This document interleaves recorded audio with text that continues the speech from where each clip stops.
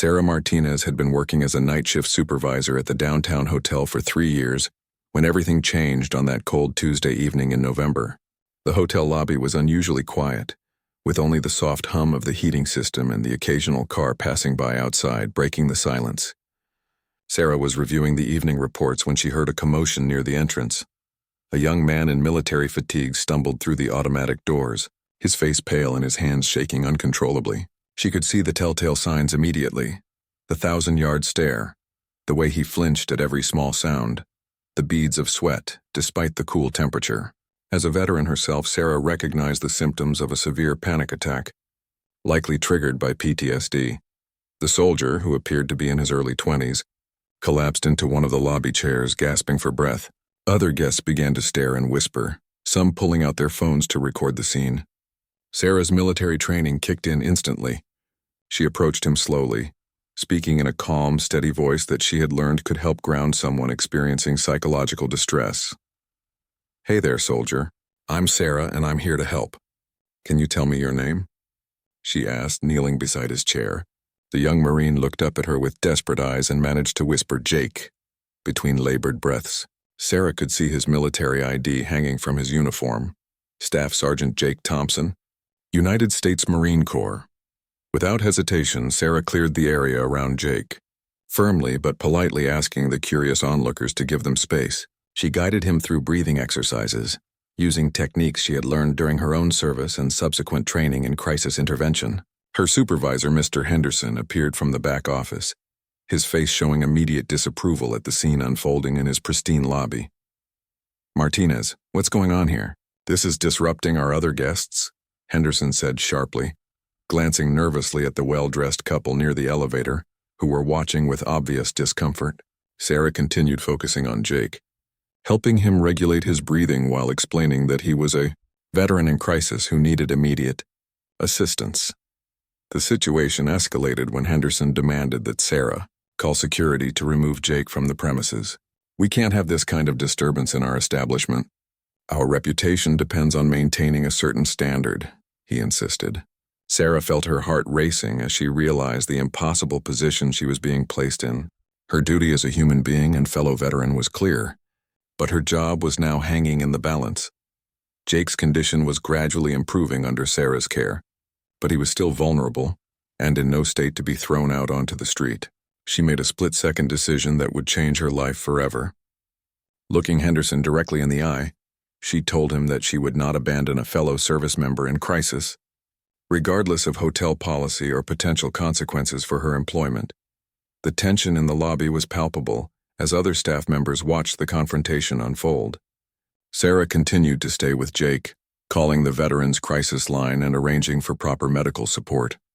She used her own break time and stayed well past her shift to ensure he received the help he needed, even as Henderson made it clear that her actions were insubordinate and grounds for immediate termination.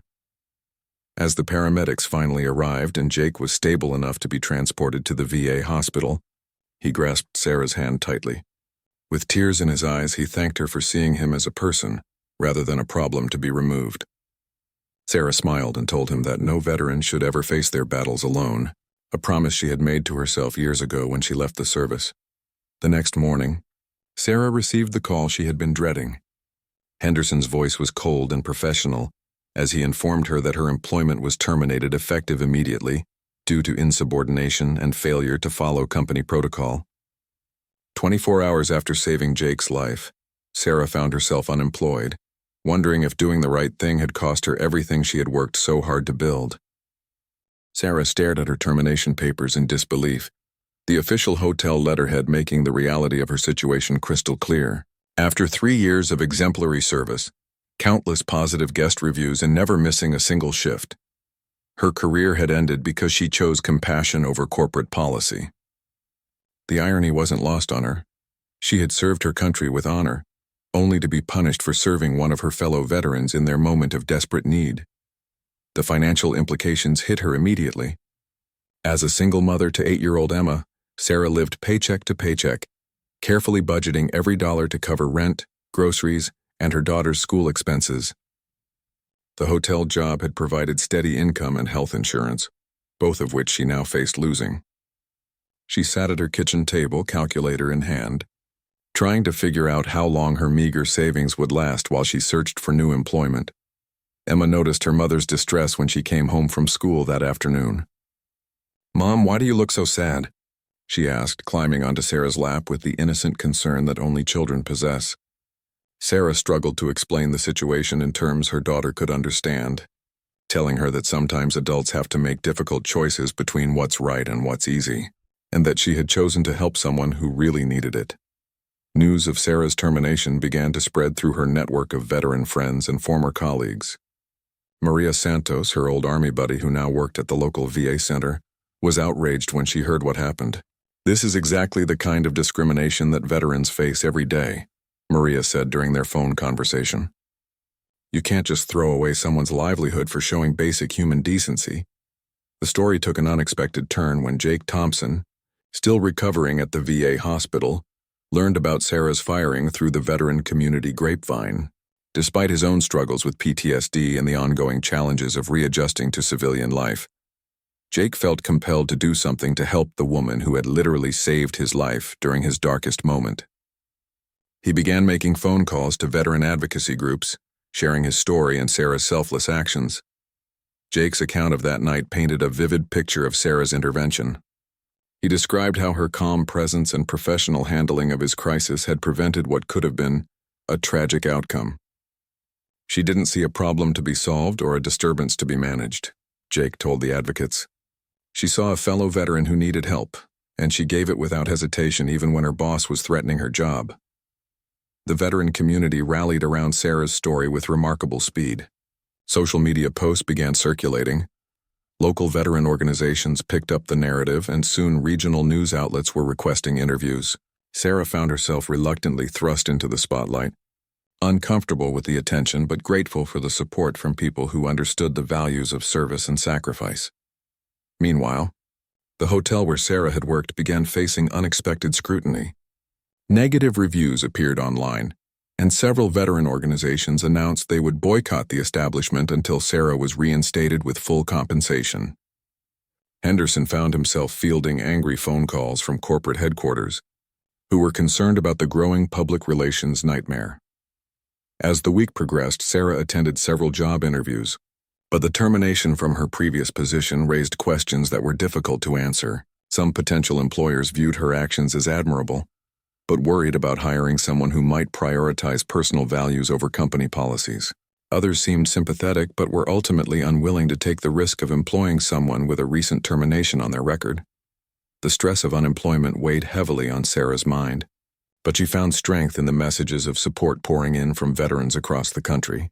Many shared their own stories of discrimination and the challenges they faced when their military values conflicted with civilian workplace expectations. These connections reminded her that she wasn't alone in this fight, and that standing up for what's right sometimes requires personal sacrifice. Emma, despite her young age, seemed to understand the gravity of the situation. She drew pictures for her mother showing soldiers helping each other, with captions like "Heroes help heroes" written in her careful 8-year-old handwriting. These simple gestures provided Sarah with emotional strength during the most challenging moments of uncertainty about their future.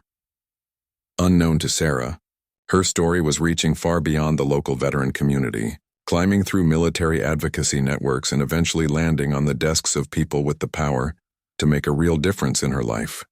The phone call that would change everything came on a Friday morning exactly 1 week after Sarah's termination. She was in the middle of filling out another job application when her phone rang, displaying an unknown number with a Washington, D.C. area code. Assuming it was another telemarketer, she almost let it go to voicemail, but something made her answer on the 4th ring.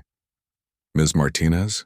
This is Amanda Richardson from the White House Office of Public Engagement. I hope I'm not calling it a bad time." Sarah nearly dropped the phone, certain this had to be some kind of prank. The voice on the other end was professional, articulate, and unmistakably real. Amanda explained that the president had become aware of Sarah's situation through veteran advocacy channels and was deeply moved by her story of sacrifice and service. To a fellow Marine, Sarah's hands trembled as Amanda continued speaking. The White House had been following the growing media attention around her firing, and the president personally wanted to recognize her actions and the broader issues facing veterans in civilian workplaces. The President would like to invite you and your daughter to Washington, D.C. for a special ceremony honoring veteran advocates, Amanda explained. All expenses will be covered, and we'd love to have you here next week if your schedule permits.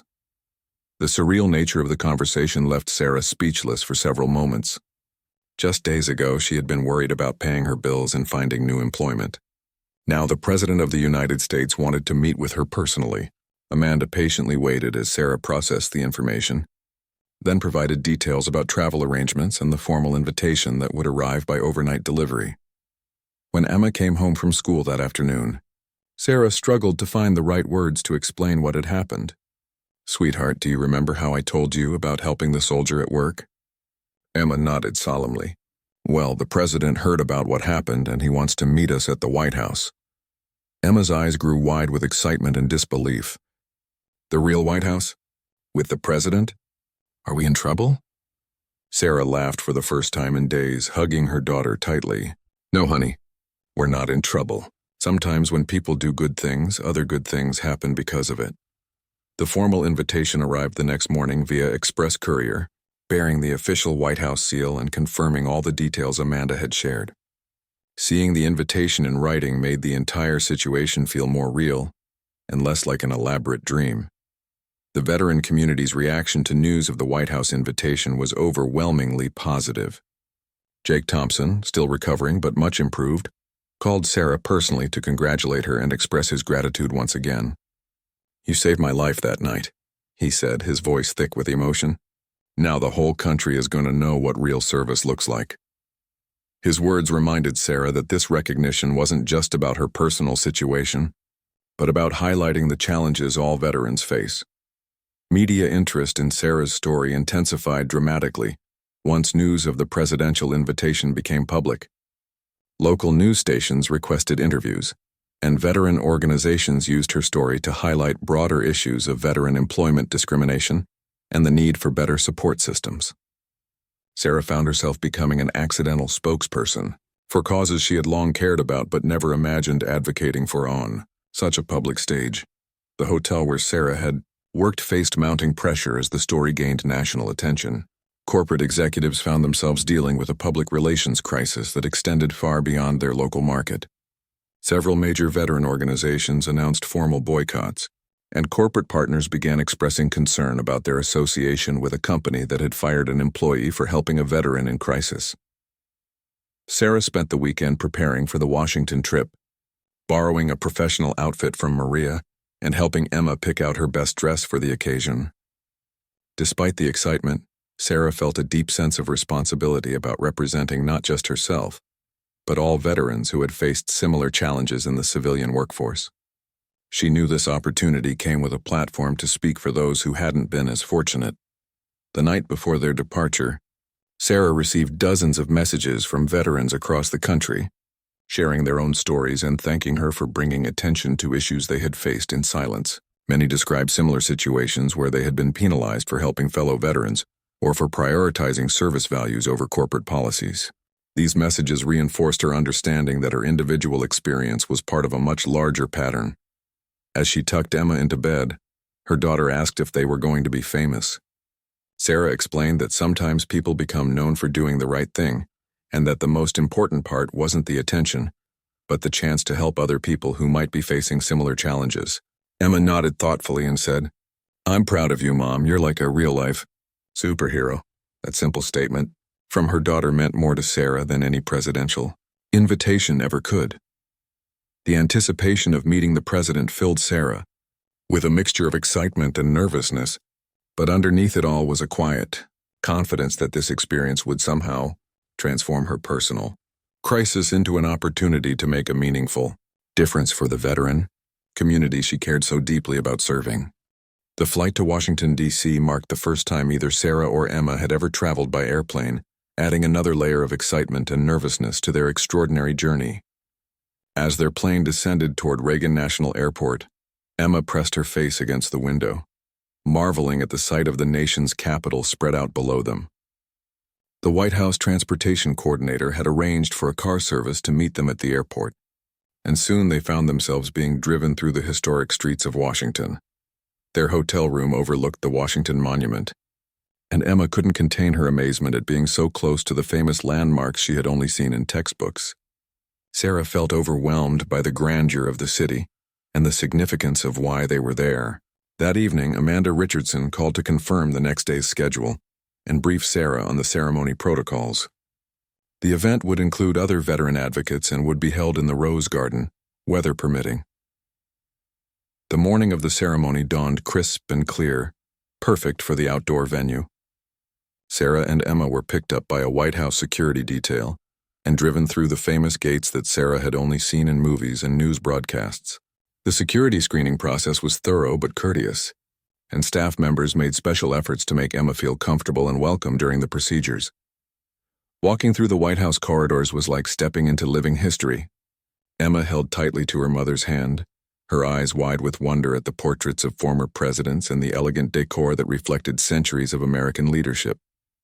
Sarah felt the weight of the moment, knowing that this building had housed the decisions that shaped not only American history, but world events that had touched her own military service.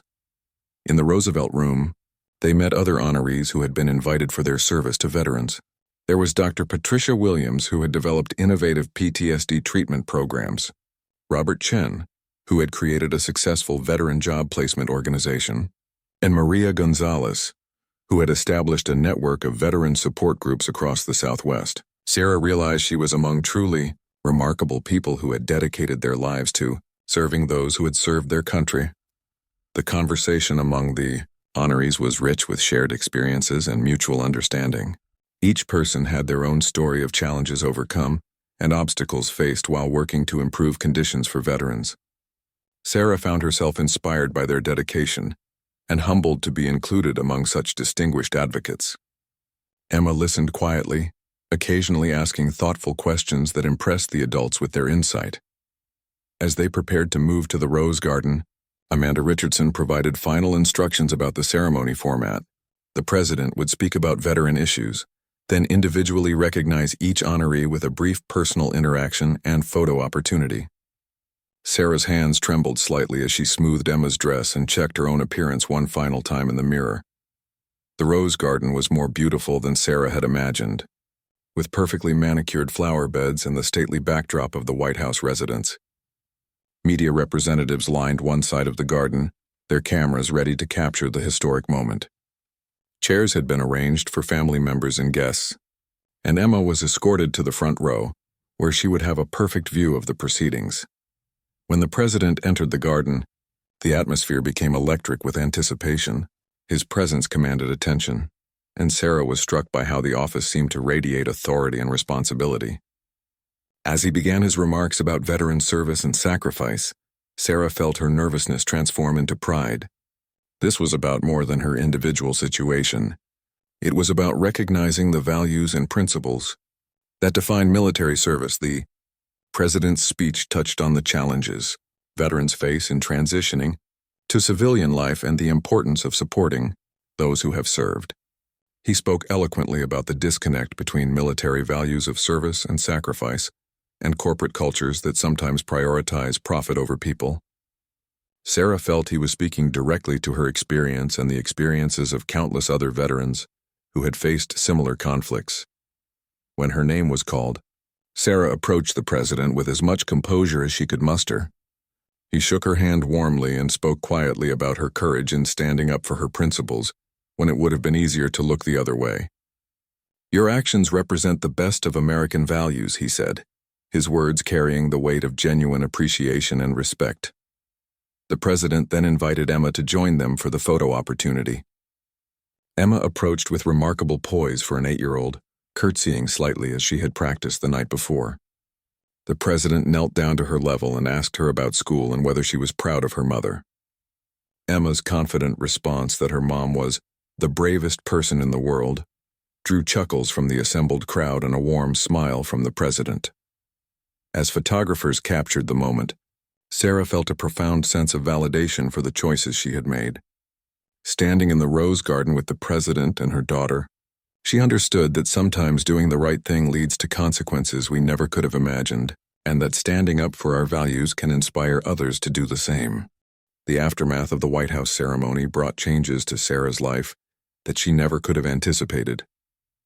Within hours of the photos being released to the media, her phone began ringing with calls from news outlets, veteran organizations, and potential employers who had seen the coverage.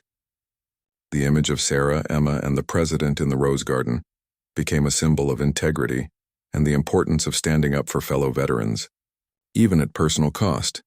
The most surprising call came from the CEO of Patriot Hospitality Group, a veteran-owned hotel chain that had been following Sarah's story from the beginning.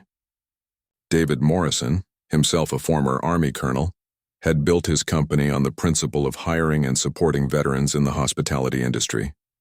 He offered Sarah a position as Regional Director of Veteran Affairs, a newly created role that would involve developing programs to better serve veteran guests and employees across their hotel network. The position offered not only a significant salary increase from her previous job, but also comprehensive benefits and the opportunity to travel while implementing veteran-focused initiatives. More importantly to Sarah, it represented a chance to turn her personal experience into systemic change that could benefit thousands of veterans across the hospitality industry. She would finally be able to use her military background and civilian experience in a role specifically designed to bridge the gap between military and corporate cultures. Meanwhile, Jake Thompson had been following the media coverage from his rehabilitation program and felt compelled to share his side of the story publicly. In an emotional interview with a national news program, he described in detail how Sarah's intervention had quite literally saved his life. His vivid account of that night at the hotel, combined with his ongoing journey of recovery, put a human face on the veteran mental health crisis and highlighted the importance of civilian advocates like Sarah. Jake's interview revealed additional details about his background that made the story even more compelling. He was a decorated Marine who had served 3 tours in Afghanistan, earning a Purple Heart after being wounded by an improvised explosive device.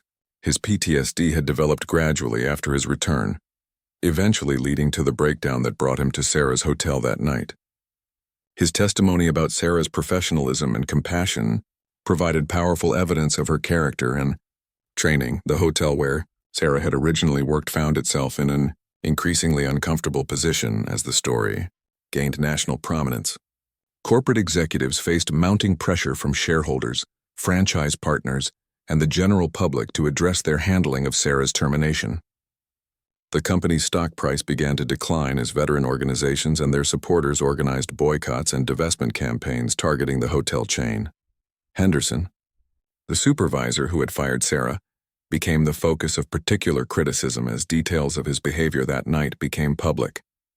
Internal company communications revealed that several employees had previously complained about his treatment of military families and veteran guests, suggesting a pattern of discriminatory behavior that the company had failed to address. The board of directors began an internal investigation into the incident, and Henderson's employment history, Emma's role in the story, captured the hearts of people across the country who were moved by her mature understanding of her mother's sacrifice and her evident pride in Sarah's actions. Elementary schools began using their story as an example of courage and integrity, and Emma received hundreds of letters from children expressing admiration for her mother and sharing their own family stories of military service. The attention also brought unexpected opportunities for Sarah to speak at veteran events and corporate conferences about workplace discrimination and the value of military experience in civilian jobs. Her natural speaking ability and authentic passion for veteran issues made her an effective advocate, and she began to see how her personal experience could be transformed into a platform for broader social change. Sarah's newfound prominence in veteran advocacy circles led to invitations to serve on advisory boards for several national veteran organizations. These positions would allow her to influence policy decisions and program development at a level she had never imagined possible. The irony wasn't lost on her that losing her job for helping one veteran had opened doors to help thousands of others. As she prepared to start her new position with Patriot Hospitality Group, Sarah reflected on the journey that had brought her from unemployment and uncertainty to national recognition and meaningful work. The support from the veteran community had been overwhelming, but more importantly, It had shown her the power of standing up for principles even when the immediate consequences seemed devastating. Emma adapted to their changing circumstances with remarkable resilience, often reminding her mother that good things happen to good people, a lesson she had learned from watching Sarah's example throughout the ordeal. Her innocent wisdom provided Sarah with perspective during moments when the attention and opportunities felt overwhelming. The transformation of Sarah's personal crisis into a national conversation about veteran rights and workplace discrimination demonstrated how individual acts of courage can inspire collective action and create lasting change for entire communities. 6 months after the White House ceremony, Sarah had settled into her new role with Patriot Hospitality Group and was already making significant impacts across their hotel network. Her Veteran Affairs program had been implemented in over 50 locations, providing specialized training for staff on recognizing and supporting veteran guests and employees. The program included protocols for mental health crises, veteran hiring preferences, and partnerships with local VA centers to provide seamless support services. The success of Sarah's initiatives caught the attention of other major hotel chains, and she found herself consulting with industry leaders who wanted to implement similar programs in their organizations. What had started as one woman's moral stand in a hotel lobby had evolved into a nationwide movement to make the hospitality industry more veteran-friendly. Trade publications featured articles about the Sarah Martinez effect and how her story had sparked industry-wide changes in veteran support policies. Jake Thompson had completed his rehabilitation program and was thriving in his new career as a peer counselor at a veteran treatment center.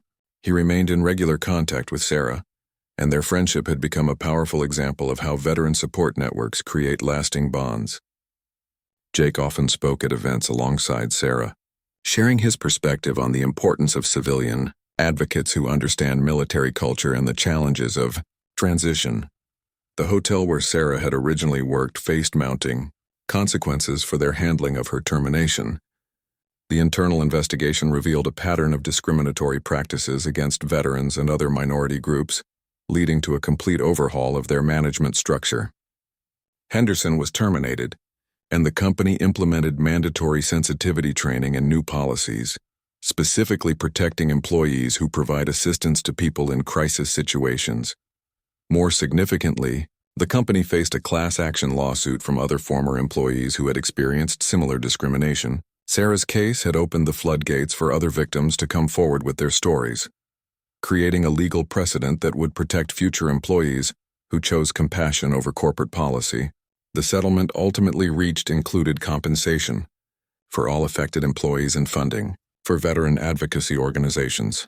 Emma had adjusted well to their new life and had become something of a celebrity at her school, where teachers used her mother's story to teach lessons about courage and integrity. She participated in several veteran appreciation events, often serving as Sarah's unofficial co-presenter during school visits. Her articulate explanations of her mother's actions and the importance of helping veterans impressed audiences, and added an emotional dimension to Sarah's presentations. The relationship between Sarah and the president's administration continued through her appointment to a federal advisory committee on veteran employment issues. This position allowed her to influence policy at the highest levels of government, providing input on legislation designed to protect veteran employees and improve transition support services. Her practical experience combined with her growing expertise in policy matters made her a valuable voice in Washington. Discussions. Sarah's speaking engagements had expanded beyond veteran issues to include corporate leadership conferences, where she discussed the business value of military experience and the importance of ethical leadership in challenging situations. Her story resonated with executives who recognized that supporting employees who demonstrate integrity ultimately strengthens organizational culture and public reputation. The documentary film about Sarah's experience, produced by a major television network, premiered to critical acclaim and brought her story to an even wider audience. The film explored not only the events that led to her termination and White House invitation, but also the broader issues of veteran discrimination and the challenges of maintaining personal values in corporate environments. Jake's participation in the film added depth to the narrative and provided viewers with a complete picture of the impact of Sarah's actions. International attention began to focus on Sarah's story as veteran organizations in other countries reached out to learn from her experience and explore how similar programs might be implemented in their nations. Her model for veteran workplace support was being studied and adapted by organizations in Canada, Australia, and the United Kingdom, demonstrating how local actions can have global implications. The anniversary of the night when Sarah first helped Jake approached, and both of them reflected on how dramatically their lives had changed because of that single encounter. Sarah had transformed from an unemployed single mother to a nationally recognized advocate with the power to influence policy and create lasting change. Jake had evolved from a veteran in crisis to a successful counselor, helping other veterans navigate their own challenges as she prepared for the anniversary commemoration event that several veteran organizations were planning. Sarah thought about the unexpected journey that had brought her from a hotel night shift to the White House Rose Garden and beyond. The lesson she had learned was profound.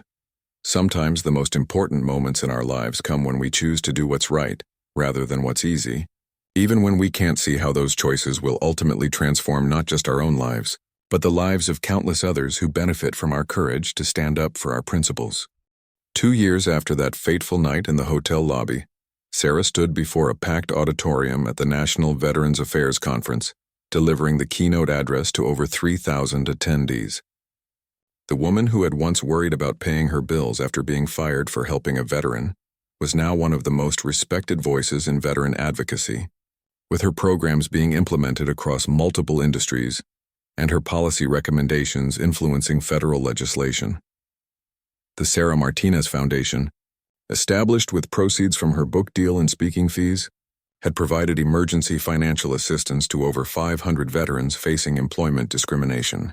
The foundation also funded legal support for veterans fighting wrongful termination cases and provided grants to organizations developing innovative veteran support programs.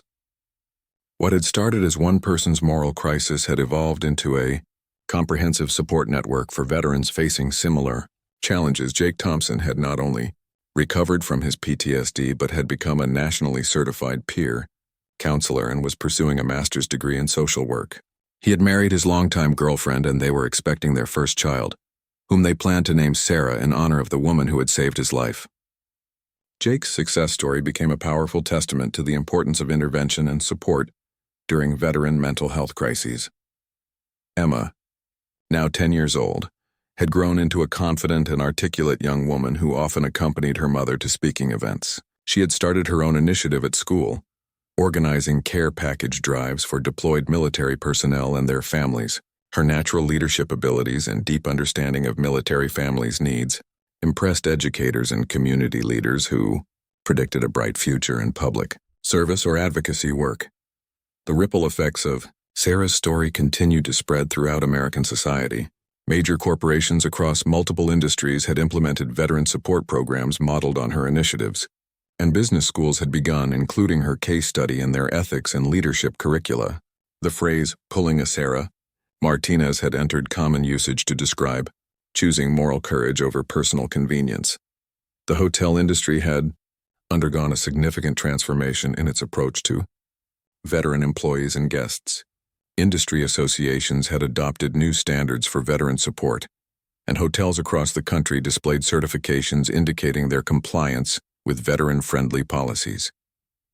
The changes had not only improved conditions for veterans but had also enhanced the industry's reputation and customer loyalty among military families.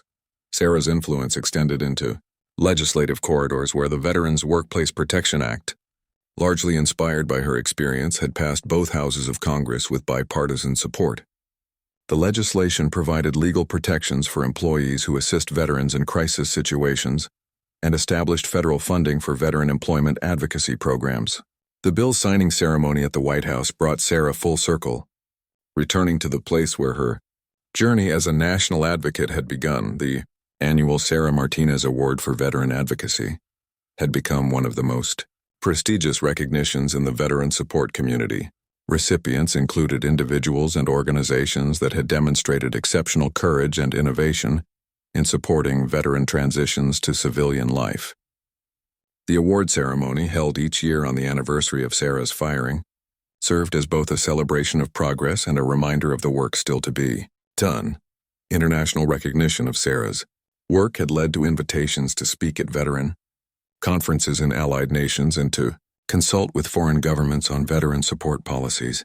Her model had been adapted for use in different cultural contexts, demonstrating the universal principles of service, sacrifice, and mutual support that transcend national boundaries. The global reach of her influence showed how individual acts of courage can inspire worldwide movements for positive change. As Sarah looked out at the conference audience, she saw faces representing every branch of military service, every era of conflict, and every stage of the civilian transition journey. In the front row sat Jake Thompson with his wife, both beaming with pride at how far they had all come.